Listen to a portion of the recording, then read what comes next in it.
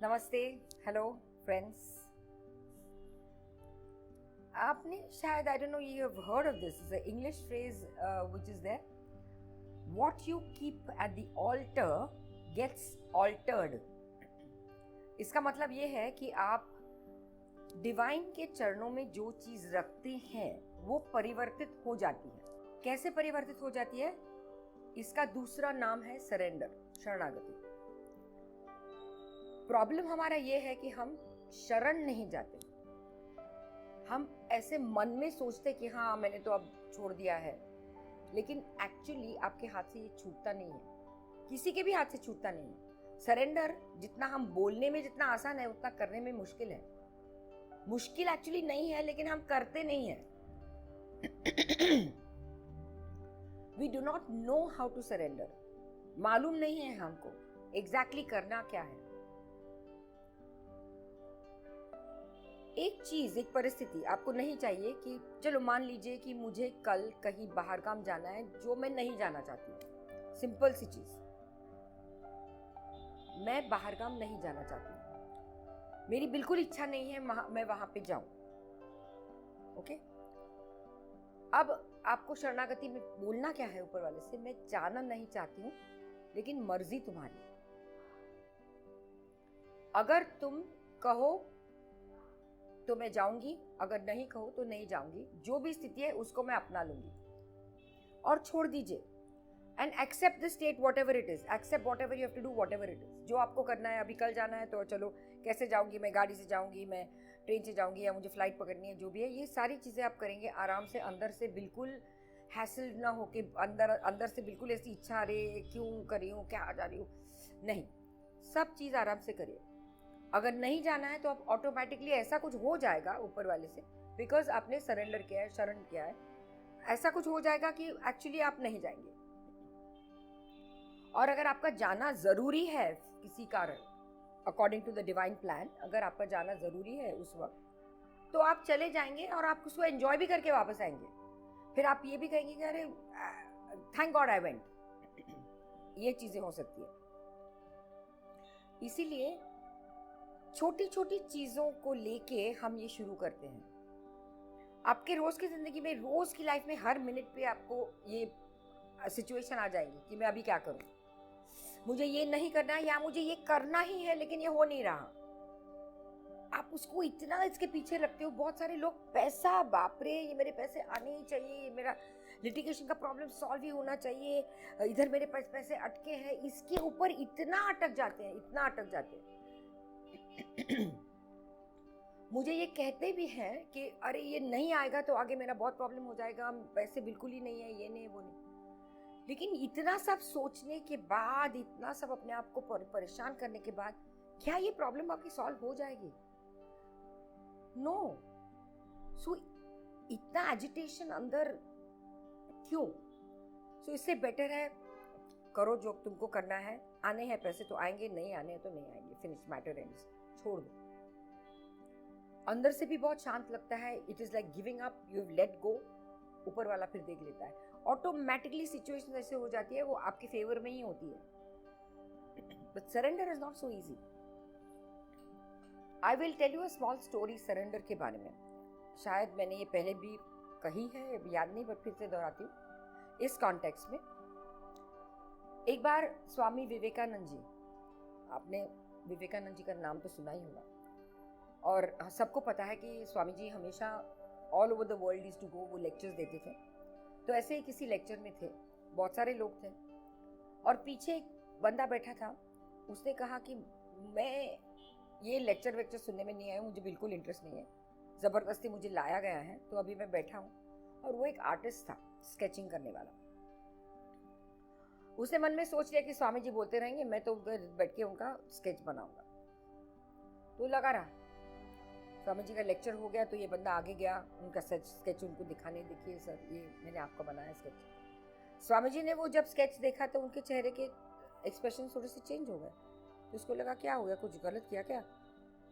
तो आके देखा उसने, तो ये कहा कि स्वामी जी, आई एम सॉरी, लेकिन ये पता नहीं कैसे आ गया, मैंने आपका स्केच किया, मैं आपका स्केच कर रहा, तो ये पता नहीं किसका चेहरा आ गया, पता नहीं। तो स्वामी जी ने कहा कि शांत रहो, मुझे पता है।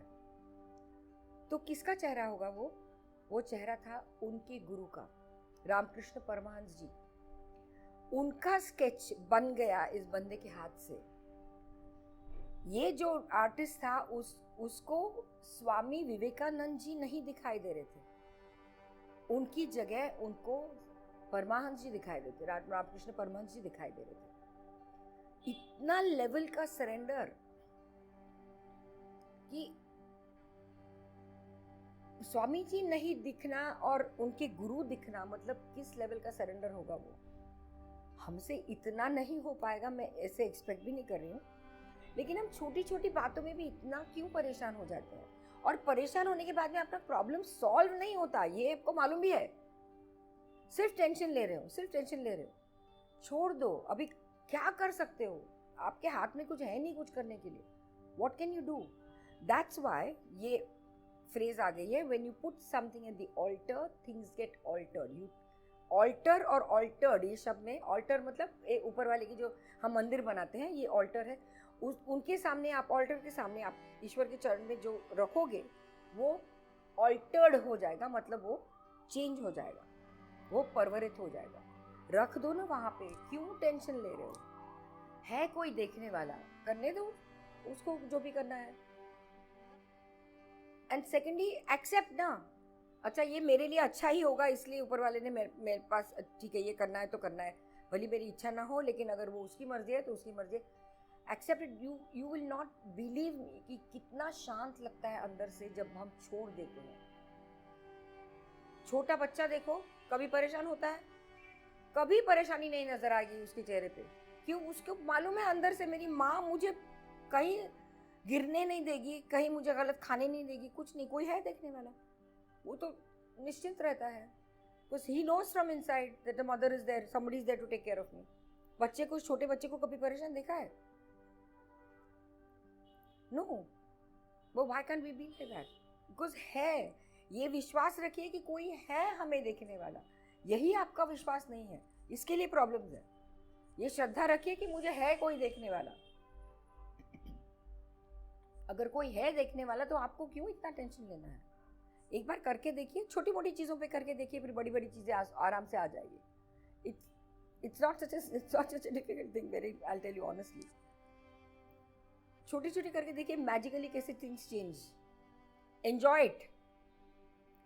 अब छोटी चीजें हैं, अब इससे शुरू कर दीजिए। आजकल ओला उबर सब लोग लेते हैं, कई बार वो लोग कैंसिल करते हैं लास्ट मिनट। आपको कहीं जल्दी जल्दी जाना है, आपको टैक्सी रेगुलर काली पीली भी नहीं मिल रही, अभी जाना है, टेंशन है, बाप रे मैं वहाँ पहुँचना चाहिए, मुझे टाइम लेट हो रहा है। ये इतना टेंशन लेने के बाद आप टाइम से पहुँचने वाले हैं? नहीं, ऐसा तो होने वाला नहीं।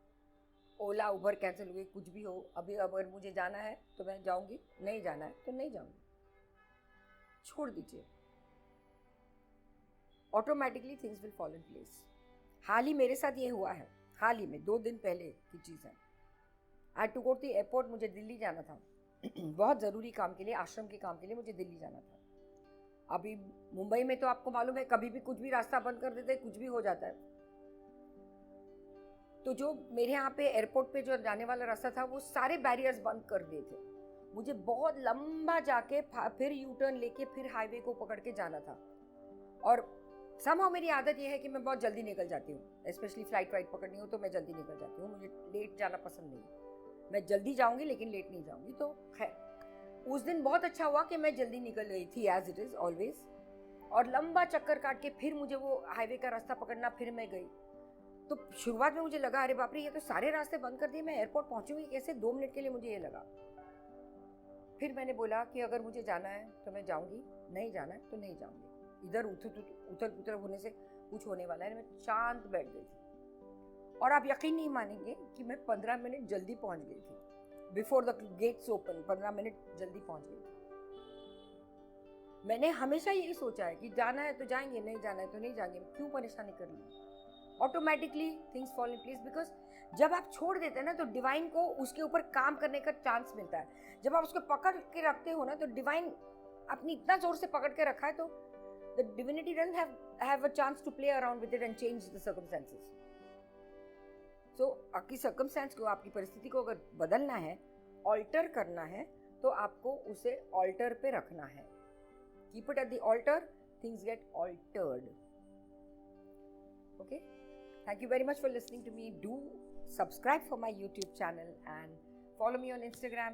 Check my website www.smitajaikar.com. Thank you very much. Love talking to you all always. Namaste.